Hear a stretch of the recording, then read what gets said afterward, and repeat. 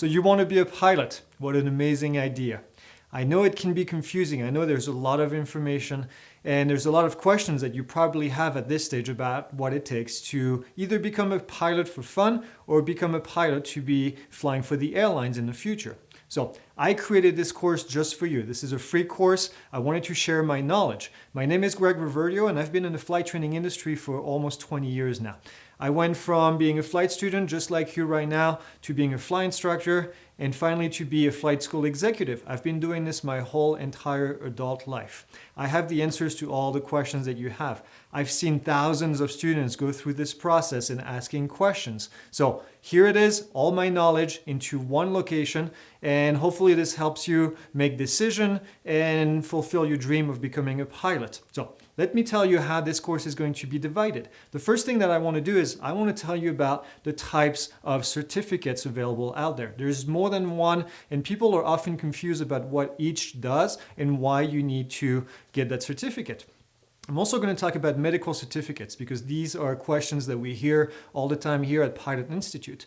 I'm going to tell you how you can become a private pilot because this is going to be the first step in your aviation career, and then I'll tell you also the path that you need to follow to go past the private pilot and fly for an airline, for example.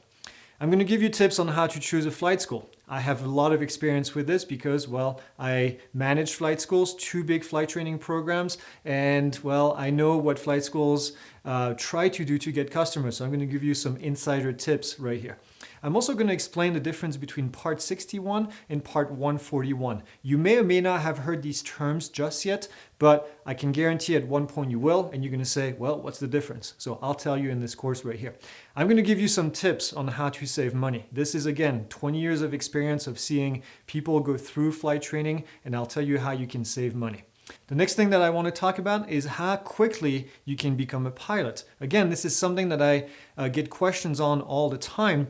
And I'll tell you on a realistic side, I'm not selling you a dream here. Actually, I'm not selling you anything. I'm just trying to educate you on the expectations of becoming a pilot. I believe that expectations is extremely important. You have to have the right expectations before you get into flight training. Then I'm going to tell you about aircraft, the type of aircraft that are available out there that you're going to find at flight schools. And I'll tell you the pros and the cons, and I won't make a decision for you, but at least you'll be educated on this.